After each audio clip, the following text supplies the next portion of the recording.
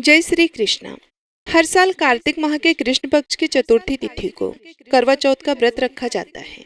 ऐसे में आइए जानते हैं साल 2024 में करवा चौथ का व्रत कब है, करवा चौथ की पूजा का शुभ मुहूर्त क्या है, चंद्र अर्घ का समय क्या है और करवा चौथ का महत्व क्या है।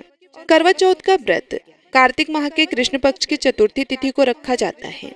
शादीशुदा महिलाएं और वे लड़कियां जिनकी शादी तय हो चुकी हैं, वे भी करवा चौथ का व्रत रखती हैं। यह व्रत कठिन होता है। इसमें सूर्योदय से लेकर चंद्रोदय तक जल, अन्न और फल कुछ भी नहीं खाया जाता है। हिंदू धर्म में इस व्रत का खास महत्व होता है। सुहागिन महिलाएं अपने पति की लंबी उम्र और अच्छी सेहत के लिए करवा चौथ का व्रत रखती हैं।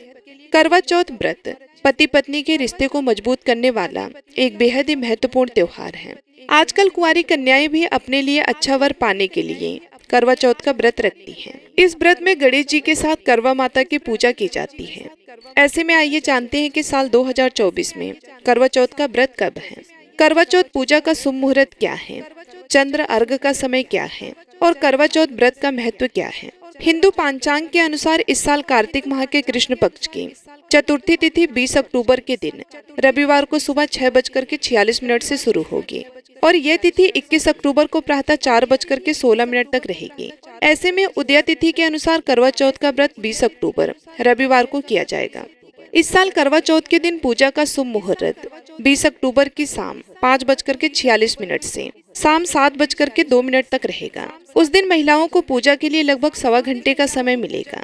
करवा चौथ का व्रत सूर्योदय से शुरू होकर चंद्रोदय होने तक चांद को अर्घ देने के बाद पारणा से खत्म होता है। इस साल व्रती को करवा चौथ के दिन लगभग 13 घंटे 29 मिनट तक निर्जला व्रत रहना पड़ेगा। यह व्रत 20 अक्टूबर सुबह 6:25 से शाम 7:54 तक होगा। 20 अक्टूबर को चंद्रोदय का समय शाम 7:54 पर होगा। चांद के निकलने पर अर्घ देने का विधान है और उसके बाद व्रती पारण करके व्रत को पूरा करती हैं। करवा चौथ का व्रत सुहागिन महिलाएं अपने पति की लंबी उम्र और सुखी वैवाहिक जीवन के लिए रखती। वहीं जिनकी शादी हो गई है वे युवतियां भी यह व्रत रखती हैं। विवाह योग्य युवतियां इस व्रत को योग्य पति की कामना के लिए रखती हैं। इस व्रत में भगवान गणेश, माता पार्वती और शिव जी की पूजा का विधान है। इनके आशीर्वाद से व्रती को अखंड सौभाग्य की प्राप्ति होती है। अब आइए सुनते हैं करवा चौथ की व्रत कथा। बहुत समय पहले की बात है। एक साहूकार के 7 बेटे और उनकी एक बहन करवा थी। सभी 7 भाई अपनी बहन से बहुत प्यार करते थे, यहाँ तक कि वे पहले उसे खाना खिलाते और बाद में स्वयं खाते थे। एक बार उनकी बहन ससुराल से मायके आई हुई थी। शाम को भाई जब अपना व्यापार व्यवसाय बंद करके घर आए तो देखा उनकी बहन बहुत व्याकुल थी।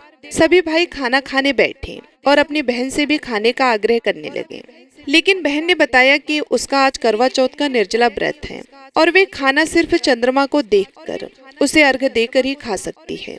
चूँकि चंद्रमा अभी तक निकला नहीं है, इसलिए वे भूख प्यास से व्याकुल हो उठी थी।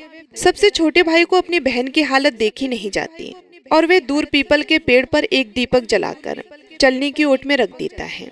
दूर से देखने पर वह ऐसा प्रतीत होता है कि जैसे चतुर्थी का चांद उदित हो रहा है। इसके बाद भाई अपनी बहन को बताता है कि चांद निकल आया है, तुम उसे अर्घ देने के बाद भोजन कर सकती हो। बहन खुशी के मारे सीढ़ियों पर चढ़कर चांद को देखती है, उसे अर्घ देकर खाना खाने बैठ जाती है। वे पहला टुकड़ा मुंह में डालती है तो उसे छींक आ जाती है। दूसरा टुकड़ा डालती है तो उसमें बाल निकल आता है और जैसे ही तीसरा टुकड़ा मुंह में डालने की कोशिश करती है तो उसके पति की मृत्यु का समाचार उसे मिलता है। वह बौखला जाती है। उसकी भाभी उसे सच्चाई से अवगत कराती है कि उसके साथ ऐसा क्यों हुआ। करवा चौथ का व्रत गलत तरीके से टूटने के कारण देवता उससे नाराज हो गए हैं और उन्होंने ऐसा किया है। सच्चाई जानने के बाद करवा निश्चय करती है कि वह अपने पति का अंतिम संस्कार नहीं होने देगी।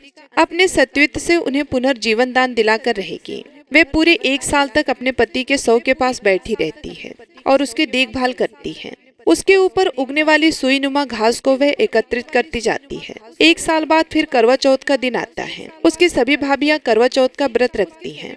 जब भाभियां उससे आशीर्वाद लेने जाती हैं, तो वह प्रत्येक भाभी से यम सुई ले लो, पिया सुई दे दो, मुझे भी अपनी जैसी सुहागिन बना दो, ऐसा आग्रह करती हैं। लेकिन हर भाभी उसे अगली भाभी से आग्रह करने का कह के चली जाती है। इस प्रकार जब 6ठे नंबर की भाभी आती है तो करवा उससे भी यही बात दोहराती है। ये भाभी उसे बताती है, चूँकि सबसे छोटे भाई की वजह से उसका व्रत टूटा था, अतः उसकी पत्नी में ही शक्ति है कि वह तुम्हारे पति को दोबारा जीवित कर सकती है। इसलिए जब वह आए तो तुम उसे पकड़ा देना, और जब तक वह तुम्हारे पति को जिंदा ना कर दे उसे छोड़ना नहीं। ऐसा कहकर वह चली जाती है। सबसे अंत में छोटी भाभी आती है। करवा उनसे भी सुहागिन बनने का आग्रह करती है, लेकिन वह टाल मटोली करने लगती है। इसे देख करवा उन्हें जोर से पकड़ लेती है और अपने सुहाग को जिंदा करने के लिए कहती है। भाभी उससे छुड़ाने के लिए नोचती है, खसोटती है, लेकिन करवा नहीं छोड़ती है। अंत में उसकी तपस्या को देख भाभी पसीज जाती है और अपनी छोटी उंगली को चीरकर उसमें से अमृत उसके पति के मुंह में डाल देती है। करवा का पति तुरंत श्री गणेश कहता हुआ उठ बैठता है। इस प्रकार प्रभु कृपा से उसकी छोटी भाभी के माध्यम से करवा को अपना सुहाग वापस मिल जाता है।